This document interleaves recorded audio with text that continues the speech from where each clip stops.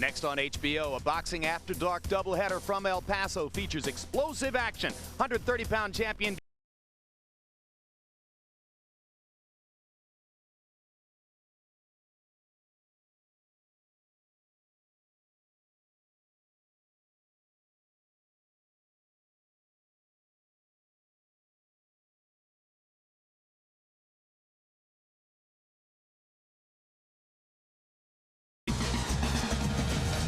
And now, the HBO Sports presentation, HBO Boxing After Dark.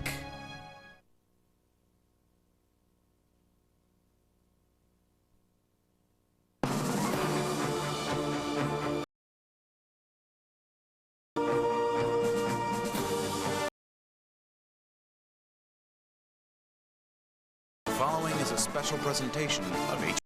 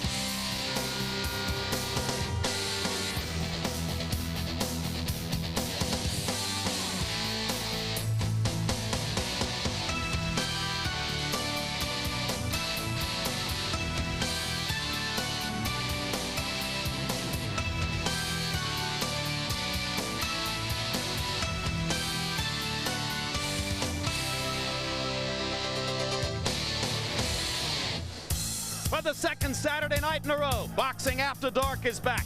Tonight we're coming to you from El Paso, Texas, where you'll see troubled 130-pound champion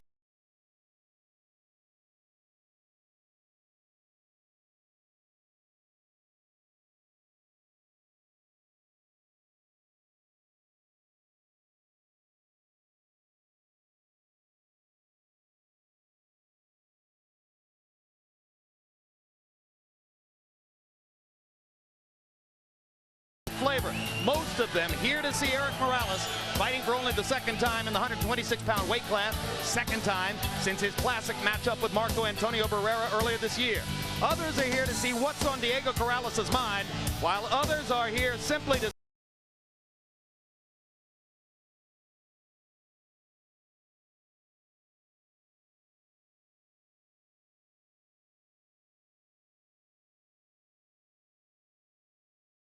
and welcome you to this latest installment of Boxing After Dark, which tonight showcases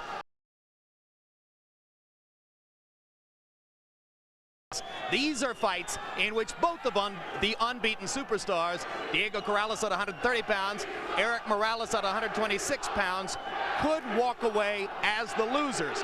Not least of all because in the main event in the last month, after Espadas broke a collarbone, to be fighting veteran Kevin Kelly.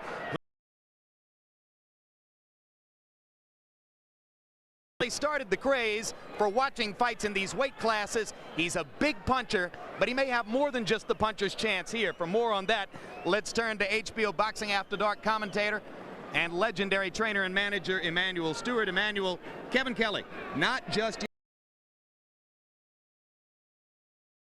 you give him of upsetting Eric Morales' apple cart in the main event tonight?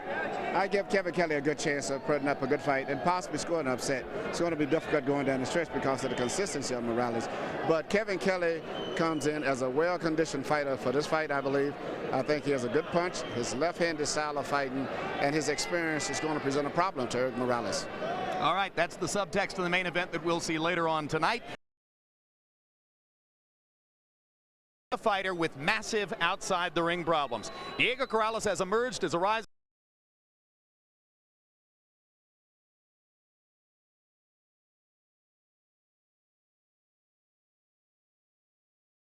ago on a Sunday afternoon. Sacramento police were called to Corrales' apartment. He was charged that 3-month pregnant, 98-pound wife. According to media reports in Sacramento, she had a broken collarbone and 3 broken ribs, and her unborn child supposedly saw its life threatened for a period of time. In the wake of all that, Corrales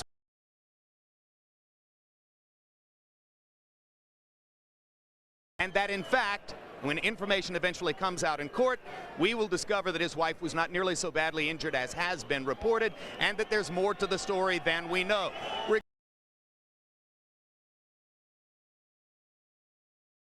As he gets ready to fight the veteran Angel Manfredy, HBO Corrales now faces outside the ring, worse in its way than the felony charge that Fernando Vargas, whom we saw last week, are facing. How do you expect all this to affect Corrales and his career? Jim, all we really know is Mayweather, Judah, as these youth may be wasted on young championship culture. Long deals with it. Short term, he appears to be the type of fighter who uses the ring and the gym as refuge,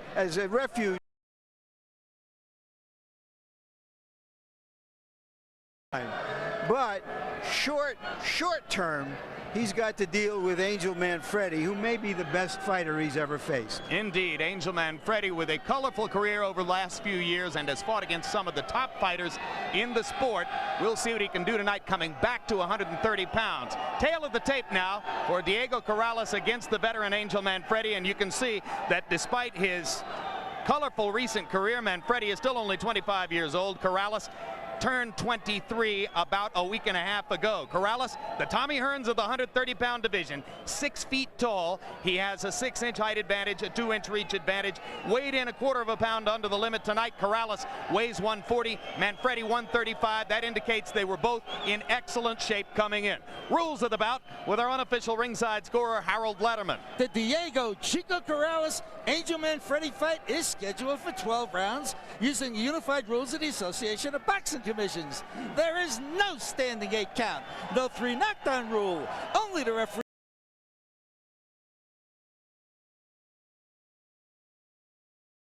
Final round. Jim.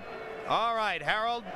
You may remember when first we introduced Manfredy, coming out of Gary, Indiana, the town that long ago produced Tony Zale. He's had a variety of incarnations in his public figure life, and the newest one, Larry, is yet another departure from the past. Yeah, well, El Diablo, the devil, and made a splash with this colorful, as he's a new creature with new features. After turning, he has stripped himself down bare, claims he is a born-again Christian, and in fact talks so much about his faith, as you see here, that you would almost think he is running for political office. His biggest win was at 130 pounds when he defeated Arturo Gatti a few years back and derailed the freight train that had made Gatti one.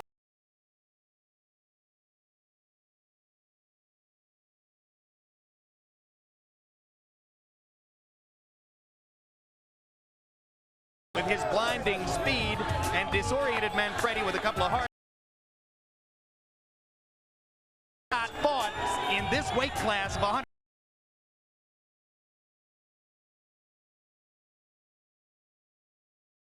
Corrales.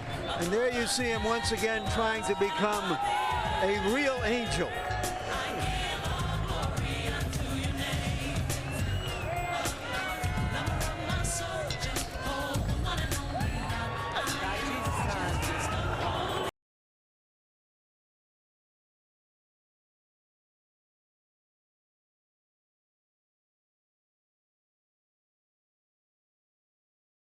Judge Corrales in the court of public opinion. One great thing about Manfredy, Larry, after his big losses to Mayweather,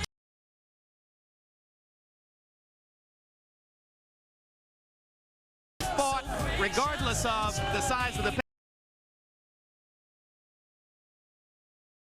Basically, too many fighters or champions or near champions, when they lose, they refuse to face reality, won't take smaller purses to get back into the picture.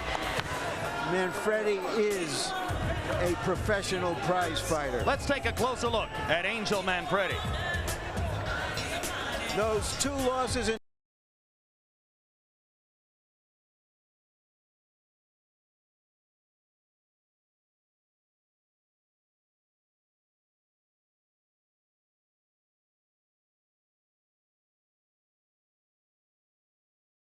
purse, donated $5,000 of it to Wilfredo Benitez, the troubled former champion. A responsibility he felt was his because his ethnic heritage. Angel Manfredy from outside Chicago. Diego Corrales of Sacramento, California.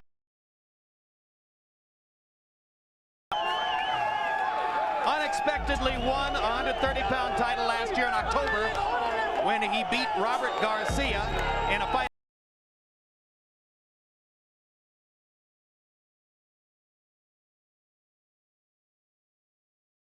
Although he is mild-mannered, well-spoken, bright,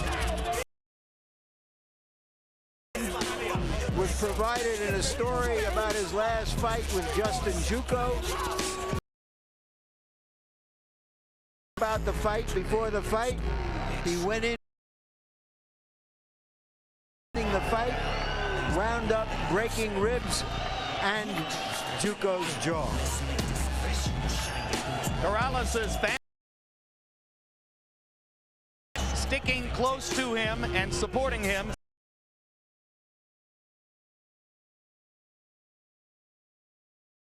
Groups in Sacramento and elsewhere say they want to see Corrales athletes have faced in controlling their violence in the home. And a closer look at Diego Corrales. Question of whether his showdown at 130 pounds with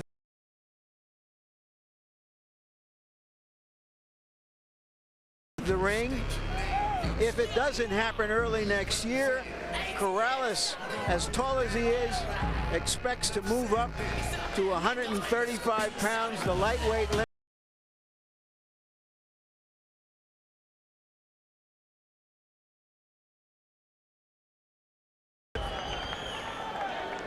Big question.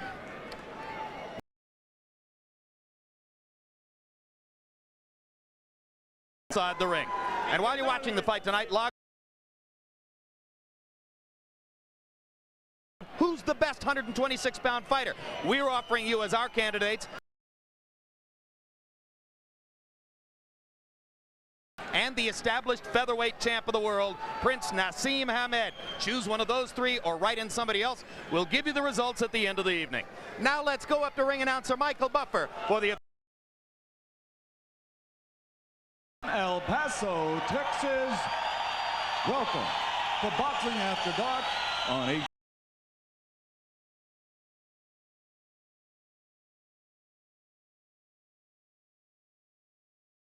El Paso. The first bout brought to you in association with by the Texas Department of Licensing and Regulation. Judges assigned at ringside, scoring on the 10. Ralston and Gail Van Oy, and when the bell rings, your referee in charge of the action, Jerry McKenzie. And now, ladies and gentlemen, Junior Lightweight Championship of the World. Introducing first, fighting out of the blue corner, weighing in at 130 pounds. His professional record, an excellent one. 33 victories, including 26 knockouts, with 4 losses and a draw. From Hobart, Indiana, ladies and gentlemen, Junior Lightweight Champion of the World, Angel Manfredy.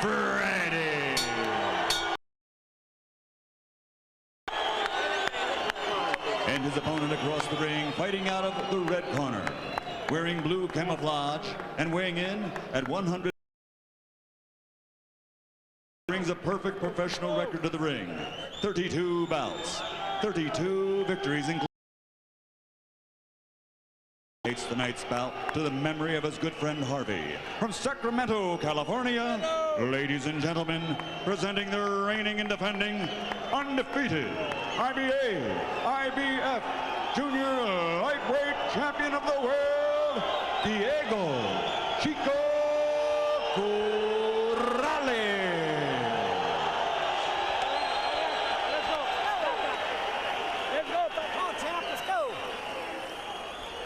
All right, gentlemen, we've already been over instructions in the dressing room. Number one, protect yourself at all times. Touch them up and let's do it. With a lot of clean, hard shots by Justin Juka.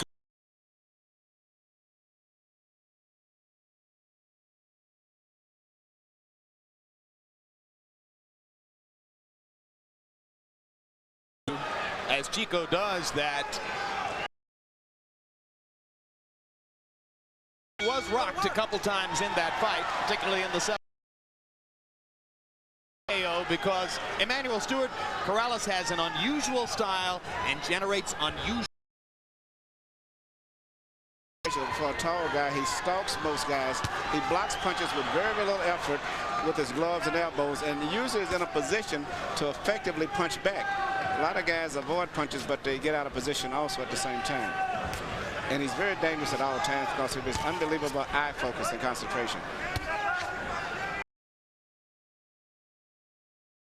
A boxer puncher who sets up in a conventional stance, works behind the jab, as you see. Probably his best punch is his left hook. And despite what you see as you look at Angel Manfredy, he said to us yesterday.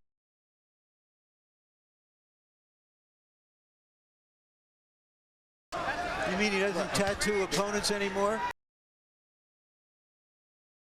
Physically, but spiritually they have been removed. He says, I don't see.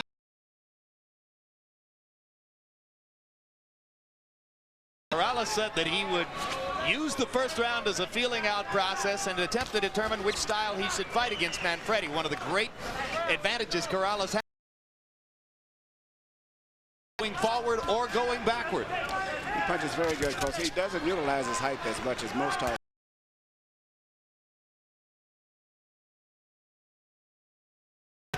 Tight little right-left combination by Corrales in the jabbing contest. The greater length of Corrales' blows evident.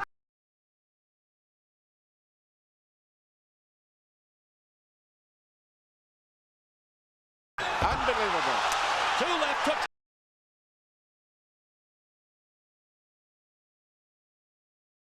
When I said he can block punches and still be in a position to hurt you so effectively.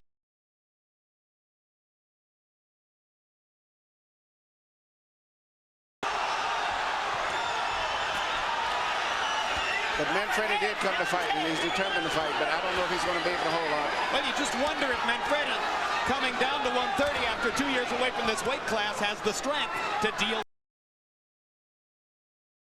And the short left hook is continually landing. Every time that Manfredy starts to throw a punch, he pulls his head up just enough. He doesn't drop his right hand, but it's just enough of a gap for Corrales to land that short left hook of his. And Angel much more tentative now after having tasted the explosive power of Corrales on that left hook. Left-right combination, Angel wobbled again. Yeah. Manfredy should hold on, but I don't think that he has the strength to hold on. Corrales looking very focused. Round for the champion. And you know what's interesting? Manfredy really didn't make any mistake when he got hit with the left hook. You got to stay low.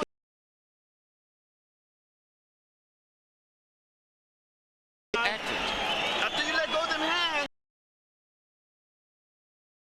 you got to come out low. Step to the side.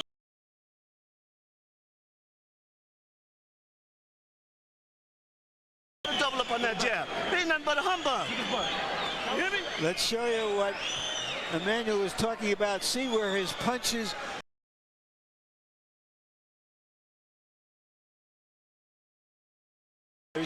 Who, when they avoid punches, are not prepared to punch right back. Watch, right hand. Watch how close his punches are, how short that punch was. And Manfredy didn't even make a mistake. He went down was that he was squared up to him at that point. He was a little bit off balance. Right on the jaw. And a 10-8 round on the Letterman card right off the bat for the champion. Punches in round one, according to CompuBox. Corrales 24 of 50. He's going to win. Manfredy 8 out of 66 for 12%. Couldn't get close enough to Corrales to do damage on his own punches.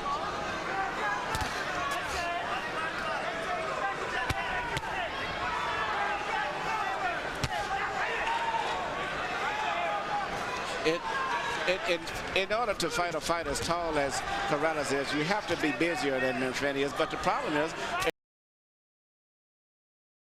attack, he actually is leaving himself open because of the short accuracy of the punches of Corrales. So he's in a real frustrating situation.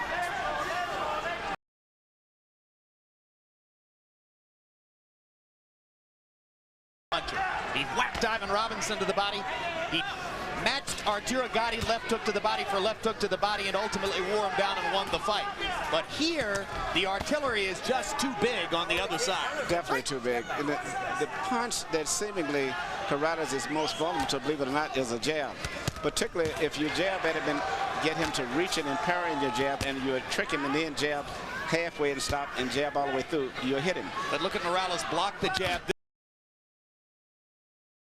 You have to half jab first and then jab. And that's what Justin Juco was hitting him effectively with. Now Corrales steps forward and attacks Manfredy with the left hook.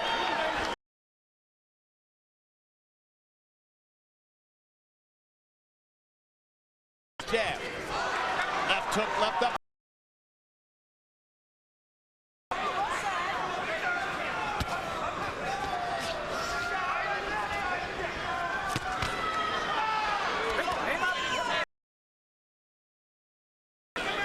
You get a sense of the determination. It's in round one. Considering everything, Manfredy's fighting.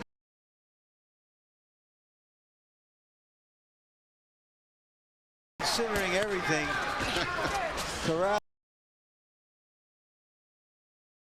on his opponent. Absolutely. Unbelievable eye focus. He is so calm is one of the things that is impressive to me, Emmanuel. It's almost like a violent Zen master. Very relaxed, and always in good physical position from his balance viewpoint to execute punches at all times. And even though there are other rising stars in the 130-pound weight class, like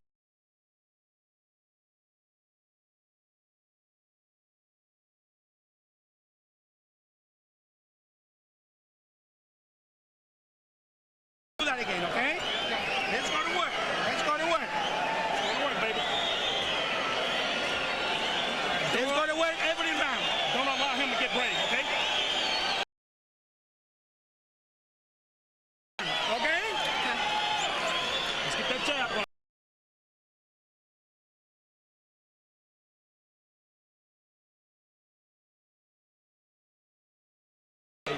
You have to fight him instead of boxing, so you stand outside trying. Take one more for me. Now you take these rounds, and you take it from beginning to end. You keep that momentum. You're in great shape.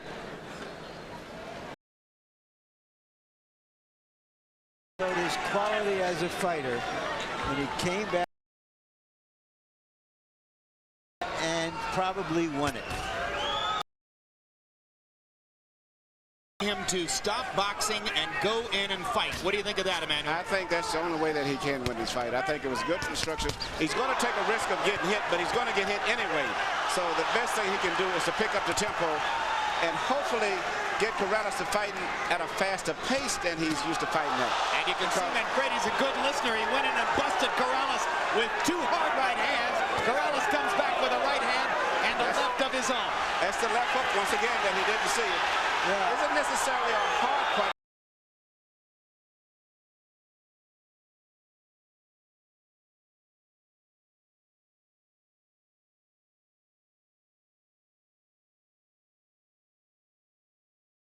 Again, taking Corrales' big stuff. The left hook again.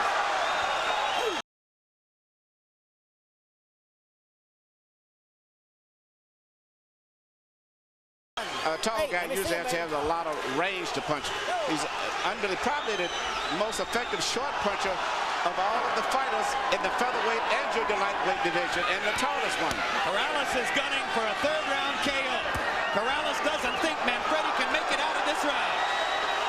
Attacking full bore now, and Angel unable to defend himself much of the time. Any lesser fighter would probably have given up at this stage.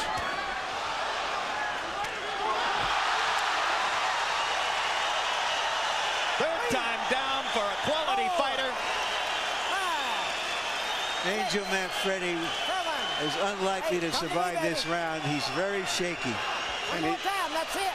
He's been down twice. It is early in the round, which is a big factor to us. Yeah, he's got a minute left. Corrales with a minute left.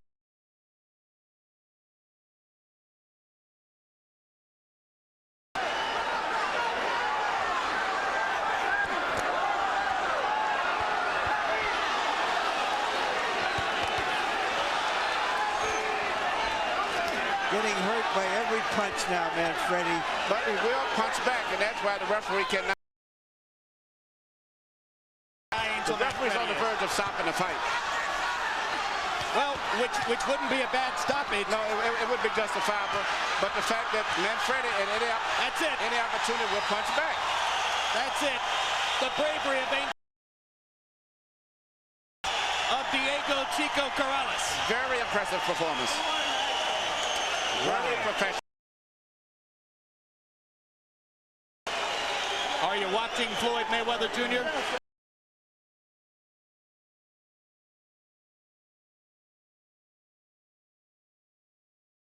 Heart of the crowd chanting Chico, Chico, Chico, and much of the rest of the crowd begins to boo.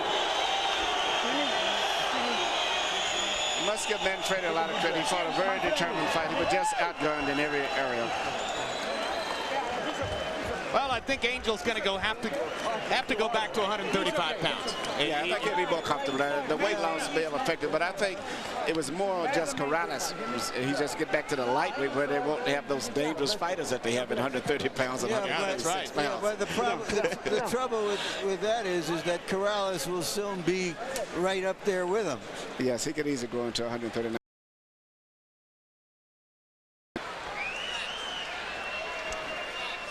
Gonna see me fall. Never gonna watch me fall. I will never let you see that. Me and my son, we're gonna be here forever. I ain't never letting you watch me fall. Never. Baby Joe said, man, right there, that's what holds me up, baby. Okay. A lot of emotion for Diego Chico Corrales. The reference there to his 4-year-old son, whose mother is not the woman involved in the incident in Sacramento, but rather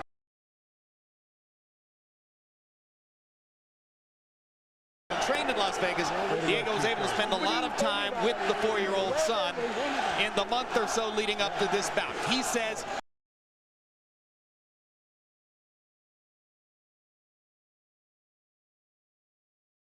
charges facing him there.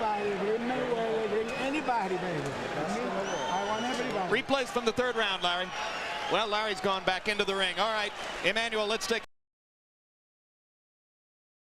That was the left hook again. It was a duplication of the first knockdown in the first round. Once again, a left hook high on the temple. Even though he had his gloves up, it was just enough room for him to land that left hook. And the most effective thing about Corrales' punches is you don't see the punches that land. And that's what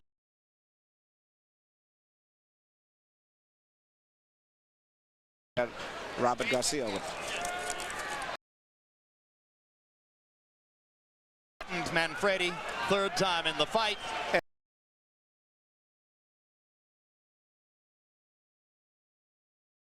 Landed 39 of 86 blows in the round, 45%, more than enough to Jerry McKenzie stepping in with a good stoppage because Angel's heart is such that he could have gotten himself badly hurt. He could have been seriously hurt in that fight because he was not going to give up. Nope, no possible way. Not that guy. So after a month of Diego Corrales is able to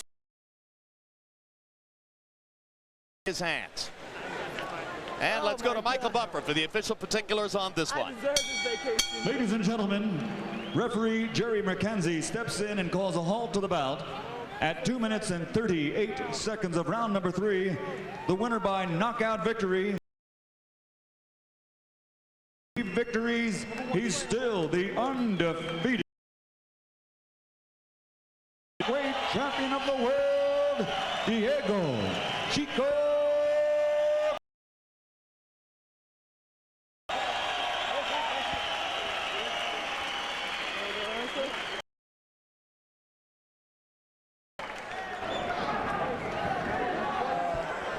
Final CompuBox numbers, and these numbers, they'll reflect the technical difference between the two fighters and how easy it was for Corrales to hit Manfredy, how difficult it was for Angel to find offensive opportunities. But this doesn't tell you about Manfredy's heart, his effort, his commitment, his will to stay in the fight despite being totally outgunned from the beginning by Diego Corrales. And now standing by with the winner, here's Larry Merchant.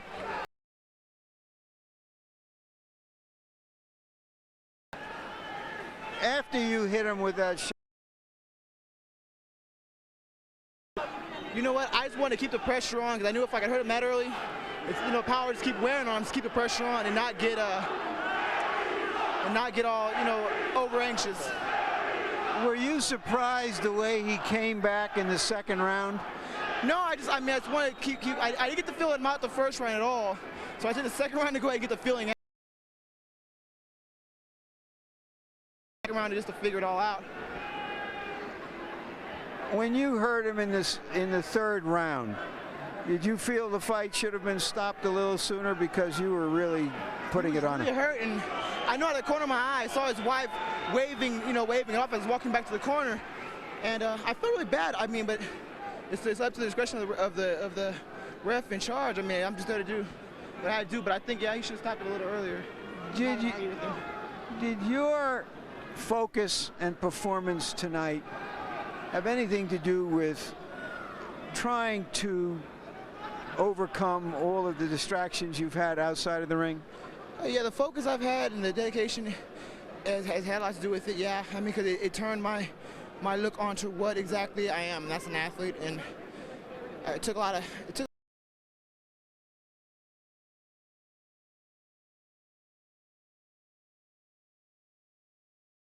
Suggested earlier that this is a refuge for you. It is, yes, absolutely.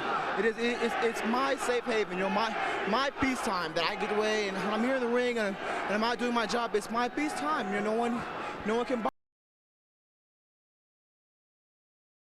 I want to say anything to the public about the troubles that have been so widely broadcast. Yeah, you know, I'm stuck with a gag order, but I can say all in due time, all truths will come out. And I think a lot of you guys are gonna second guess how quick you jumped on me. Congratulations again. One last question.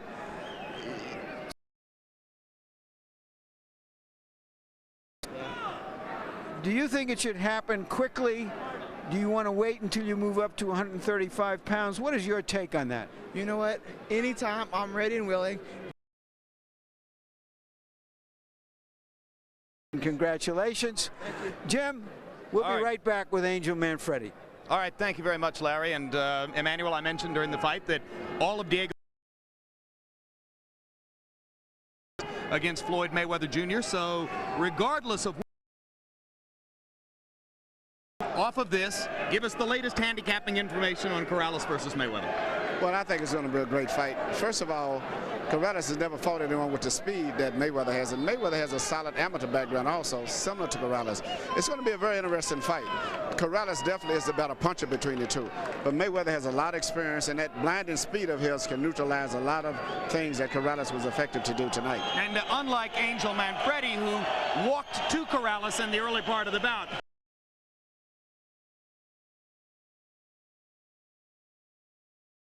as steady and predictable as the fighter was tonight, because it's the experience that he's had.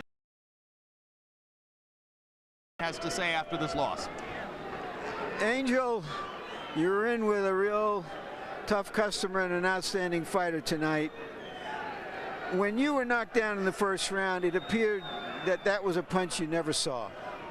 I guess first I'd like to thank my Father, God, my Savior Jesus Christ, for everything, you know what I mean?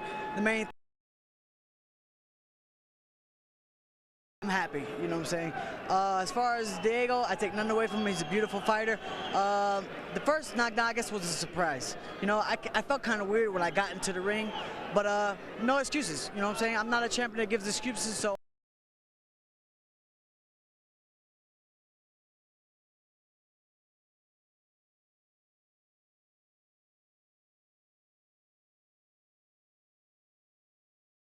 Round and had a very effective round after that devastating knockdown. True. I had to adapt. You know, I had to adapt even though I didn't feel right. I still had to adapt to it, and I came back in the second round, but I just didn't feel right, Larry. How big a puncher is he? He's a good puncher, but I've been hit harder. You know what I mean? But I take away nothing from Diego. He's a good fighter, good combinations. But God bless. You know, God bless HBO. Thank you for having me. What do you think of him versus Mayweather, having experienced both of their?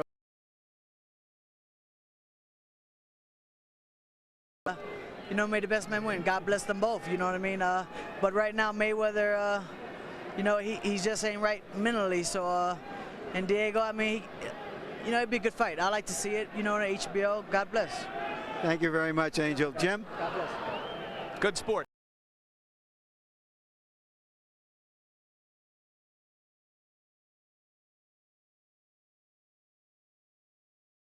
Angel Manfredy can be meaningful, particularly I think if he goes back to 135 pounds.